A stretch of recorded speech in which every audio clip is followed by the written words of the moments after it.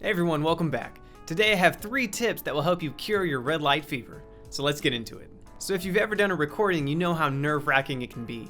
You're totally fine, everything's good, and as soon as you hit that red light and it starts blinking, you get totally freaked out. Your palms are sweaty, you're eating spaghetti, you forget your piece, and it's just a bad deal all around. So I have 3 quick tips that will help alleviate some of that stress. The first one is kind of obvious: preparation.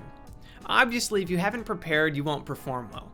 This goes whether or not you're doing a recording, or if you're doing a live performance, or really anything else in life. If you haven't put the work in, it's going to be extraordinarily hard to actually do a good performance. That being said, there are more efficient ways to prepare than others. One of the best ways to prepare for a recording session is to do a lot of smaller, minor recordings leading up to the big session. So when you're practicing at the end of your session, you should listen to your playback on your phone. Pull out GarageBand, voice recorder, whatever you have. It could be Instagram too. And just place it on your stand and play for it. Doing this repeatedly puts you in the same mindset or a similar mindset that you would in the recording studio. Having your phone out simulates some of the pressure that you would have when you have all of your mics set up and you have your preamp ready to go and you hit that button on your DAW and then you get kind of nervous.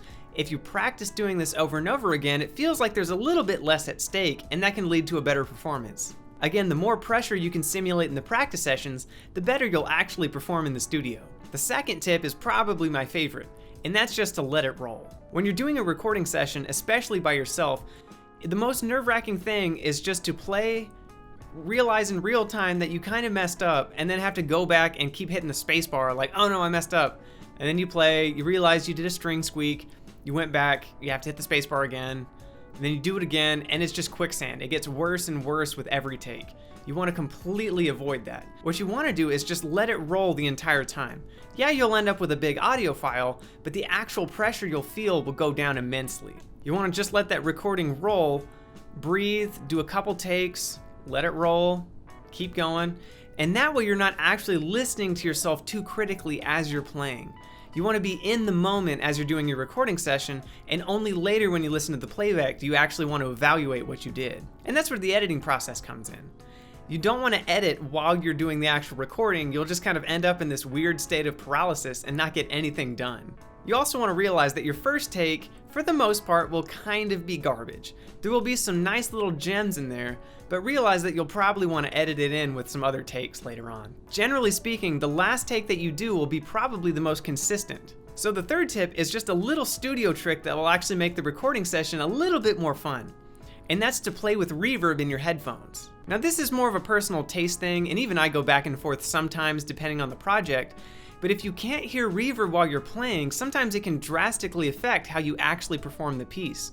If you're having that constant feedback of you play the note, you hear the ringing, the reverb, it kind of boosts your self-esteem, and sometimes you actually play better. If you're playing in a completely dead room and you hear all of your nail noise and squeaks, it can lower your self-esteem and your confidence, so you actually play worse, and then you start hearing that you're playing worse, and then you get this endless cycle or quicksand, and it just feels awful. But if you put reverb in your headphones, you kind of get some immediate real-time feedback, and it boosts your confidence and leads to a better recording session. Now the trick to adding a headphone feed with reverb is that you want to flip the phase on the headphones. Most guitarists generally don't check the phase of the headphone feed, and what ends up happening is that the picture that you have of the guitar in your headphones sounds drastically different than the one that you're playing through. Meaning that if you don't flip the phase on the headphones, you'll notice your headphone feed will have less bass than what it sounds like without the headphones. And if you flip the phase button back and forth, you'll find one actually sounds better and more natural. So I hope you enjoyed these quick tips. If you enjoyed this video, please like and subscribe. Don't forget to comment down below if you have any questions or topics you want me to cover in future videos. And I'll see you guys in the next video.